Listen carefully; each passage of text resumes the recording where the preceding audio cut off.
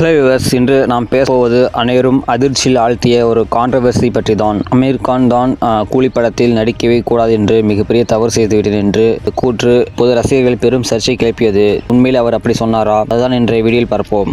சமீபத்தில் பேட்டியில் அமீர் கான் கூலி படத்தில் நடித்து ஒரு தவறு என்று கூறியதாக சில மீடியா ரிப்போர்ட் வந்தன.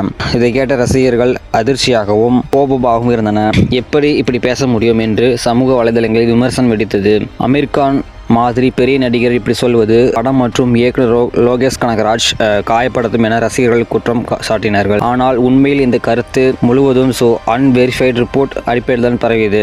அதாவது அமீர் கான் நேரடியாக இதை பேசினாரா இல்லை என்பது இன்னும் தெளிவாக இல்லை. சில மீடியாக்கள் நிறுவனங்கள் கிளிக் பேட் செய்வதற்காக இதனை மிகப்படுத்துகிறார்களா என்பதை ரசிகர்கள் கேள்வி எழுப்புகிறார்கள். லோகேஷ் கனகராஜ் கோலிவுட் பெரும் எதிர்பார்ப்பு இருக்கிறது. அதாவது அவர் படங்களில் கதாபாத்திரங்கள் ஸ்கிரிப்ட் பற்றிய விமர்சனங்கள் எப்போதுமே இருக்கும். ஆனால் இந்த கூலி தொடர்பான சர்ச்சை இயக்குனரின் பெயரையும் இழுத்து வந்துவிட்டது.